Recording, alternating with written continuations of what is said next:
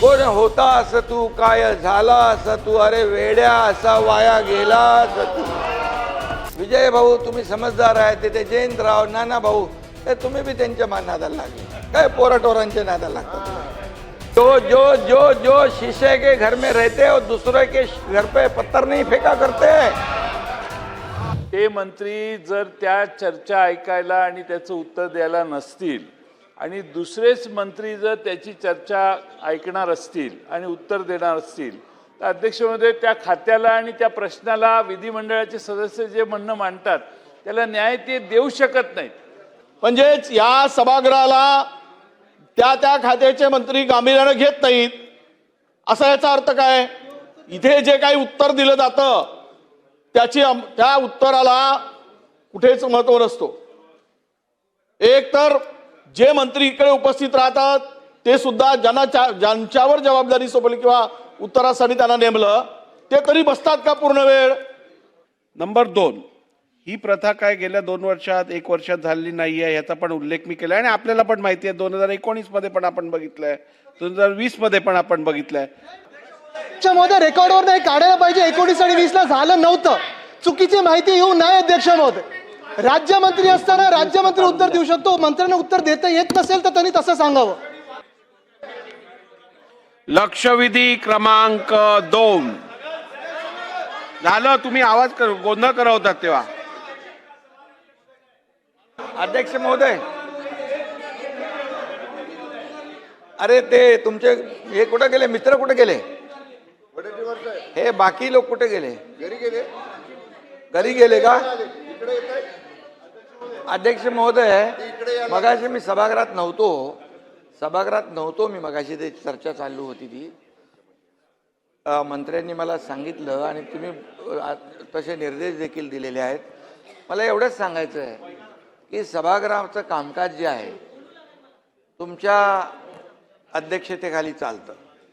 आज मी त्यांना सांगू इच्छितो की काल जो एक जोर का झटका धीरे से लगा है त्यामुळे त्यांचं मानसिक संतुलन बिघडलेलं आहे. आणि दुसरी गोष्ट मानसिक संतुलन बिघडलंय आणि त्यामुळे आता आणखी झटके लागणार आहेत. अध्यक्ष महोदय तुम्ही सभागृहाचं कामकाज नियमानुसार चालवता आणि आजपर्यंत तुम्ही दिलेले निर्देश आणि तुमच्या अध्यक्षतेखाली या सगळ्या विरोधी पक्षाला देखील त्यांचे मांडण्यासाठी प्रश्न मांडण्यासाठी जो काही वेळ देता तो आतापर्यंत कधी विजय भाऊ दिला होता का.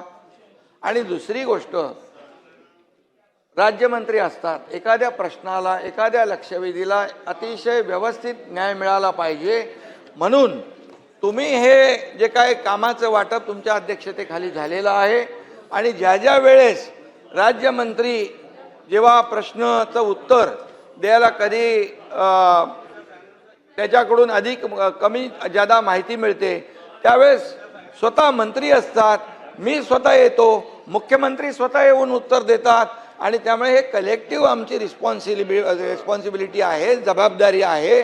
त्यामुळे काय आहे आता काय झालंय त्यांच्याकडे मुद्दे नाही आहे, ते डेस्परेट झालेले आहेत, फ्रस्ट्रेट झालेले आहेत आणि आता त्यांचं मानसिक संतुलन बिघडलेलं आहे. त्यामुळे आता ते नाही आहेत. नाही तर मी बोललो असतो कोण होता असं तू, काय झाला असं तू, अरे वेड्या असा वाया गेला असं तू, अरे काय. त्यामुळे अध्यक्ष महोदय त्यांना जे जे काही प्रश्नांचे उत्तर पाहिजे त्यासाठी सभागृहात थांबले पाहिजेत आणि म्हणून प्रत्येक प्रश्नाचं उत्तर द्यायला सरकार समर्थ आहे. बिलकुल आम्ही समर्थ आहोत.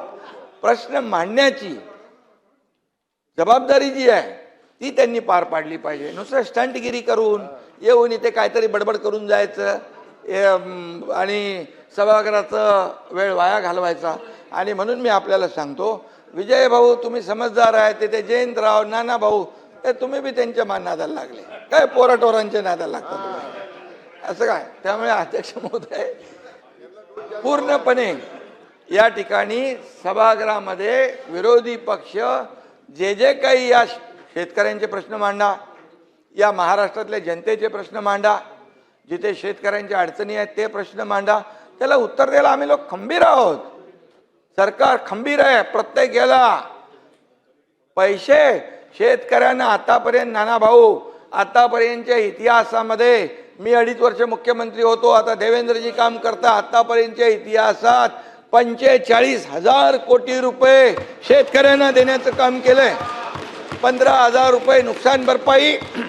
त्यानंतर तुम्हाला सांगतो, पहिलं तुमच्या काळामध्ये NDRFच्या निकषाने पैसे देत होते. आम्ही NDRFच्या दुप्पट केलं. 2 हेक्टरचं 3 हेक्टर केलं. सततच्या पावसाचं नुकसान मिळत नव्हतं ते दिलं.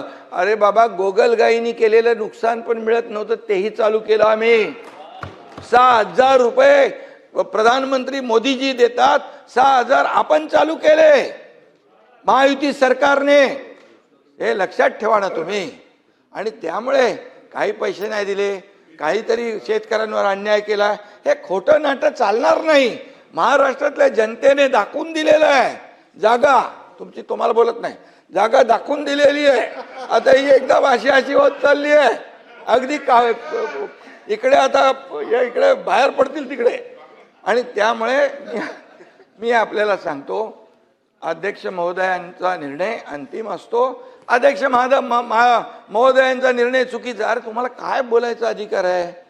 अध्यक्ष महोदय म्हणजे नियमाने हे सभागृह चालतं. हे सभागृह सार्वभौम आहे, याचं पावित्र्य राखणं आपलं काम आहे.